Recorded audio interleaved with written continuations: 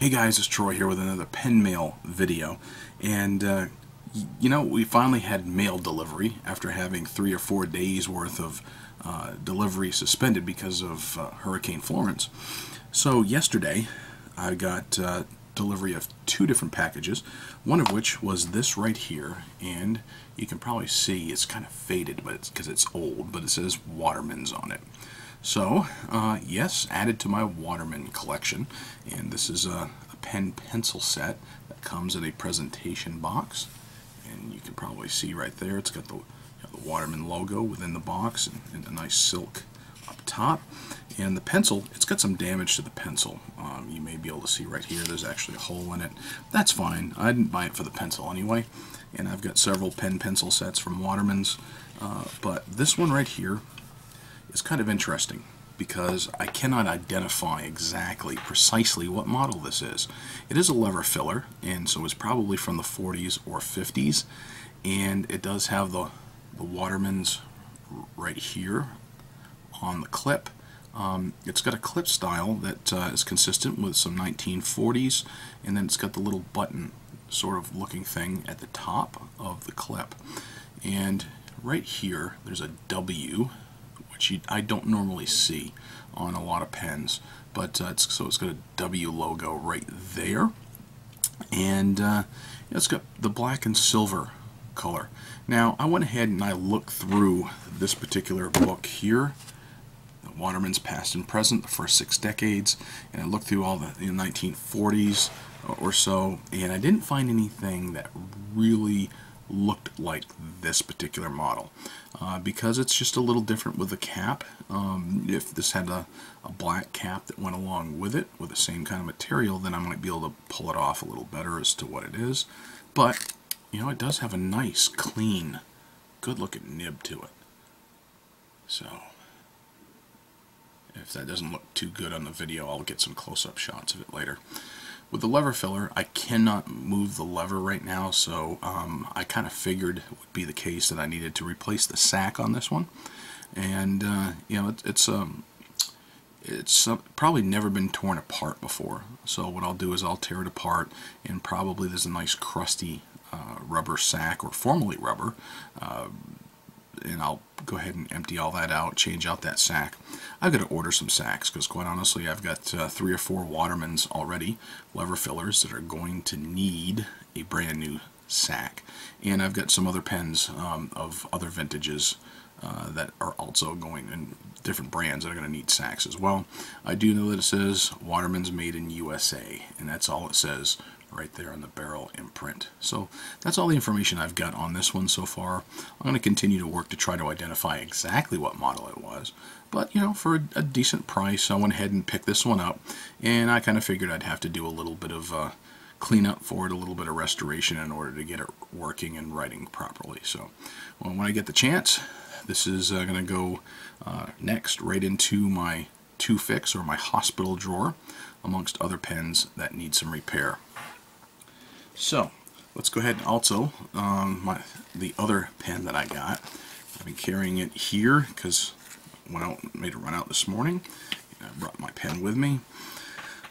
On my wish list for quite some time has been the Sheaffer PFM, or Pens for Men, and this particular model is the Model 3 from the 1960s. So it's got, you know, a plastic or a resin style body to it.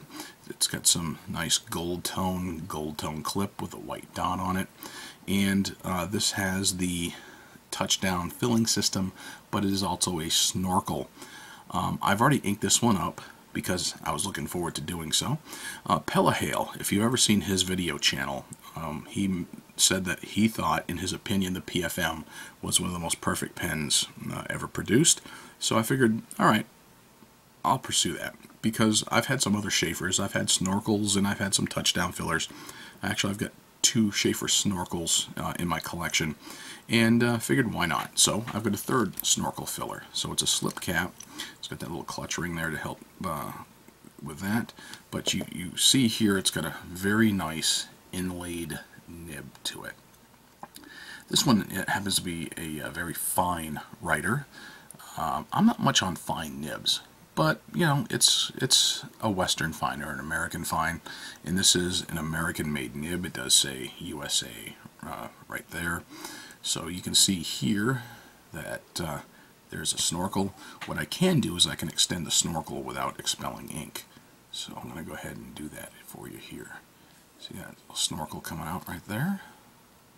So when you fill it, you put that snorkel right down into the ink, which in this case is Waterman's Intense Black to match the pen, and you just twist and that retracts like that. And furthermore, when you twist, and you can then pull, and I'm not going to do that because this will pull out a rod, and you would push it in, and that would have an aspiration where it would send air to compress a sac that's inside here, and that would expel ink. Not about to do that, but much like a lever filler, this does use a sac, and that sac gets compressed because of the push in. So the air pressure will push down on that sac, and then it'll release. And when it releases, much like a baby eyedropper or a syringe, yeah, that pressure will release and create a vacuum, and ink will run up into it. So let's go ahead and see how she writes. One of the things I do like about this, I mean, I can use it unposted just fine. It's a decent size. I do like that it's a girthier pen, but I'm going to go ahead and cap it, or post it, if you will. And it's not too heavy to post. That's one of the things I do like about this particular pen.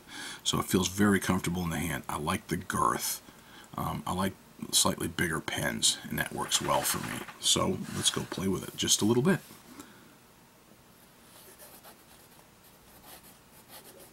The Sheaffer PFM, Pens for Men. That's what PFM stands for. I realize that's politically incorrect nowadays to say it's for men, or even assume that you have binary genders, but so what? PFM III. So this is from the 1960s.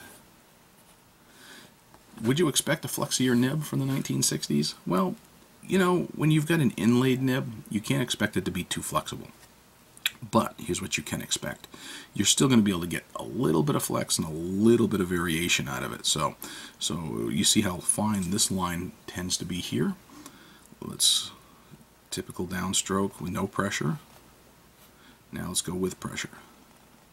And you can get some decent line variation, a much thicker line. So you do get some flex. You can probably even see that with the nib flexing a little bit. So it's more than you would think that you would get with an inlaid nib. And quite honestly, it's a little smoother than I would expect with a very fine nib. But that's about as much as you're going to get for line variation, is what you're seeing right there. But still, it's a very nice pen. And like I said, the ink in here was a Waterman's Intense Black. And you can probably hear just a little bit of feedback, which I would expect with a finer nib on a pen. And even though it's a fine to extra fine nib, I would say that it still puts down a decent amount of ink. If you wanted to reverse write with it, you can, but I don't know why anybody would want to. It's almost like writing with a needle, and very scratchy and very light, but it's a super fine line. So I would not do that right there personally. But this is my PFM. I did see a PFM III like this, only in a color that I really like. It was a blue and gold, and I really like the guy who had restored that one. I actually hunted a little bit, and I found this a whole lot cheaper. So sorry, Greg, but this has been on my wish list for a long time. And when I saw the one that this particular guy was offering, I said, all right, I want one. But I kind of looked at the price and went, I don't know. So I looked, and I actually found this for quite a bit less. And this one has been fully restored. I'm still going to polish it up just a little bit. Even though it looks halfway decent here, and all the mechanics of it are working perfectly, I still may want to probably wax it up just a little bit, polish it, wax it, to make it really pop and shine on me. But for the price that I paid for it, and knowing what they're going for from different suppliers, 1960s PFM, I got a good bargain on it, and I'm quite happy with it. So that's my mail, my pen mail for today, or actually for yesterday, as I'm sitting here recording it. So, all right, guys, thank you much for watching, and I've got some more on the way. Matter of fact, I just checked tracking here on another pen that's heading my way from Karis Customs. So, all right, talk to you later. Bye.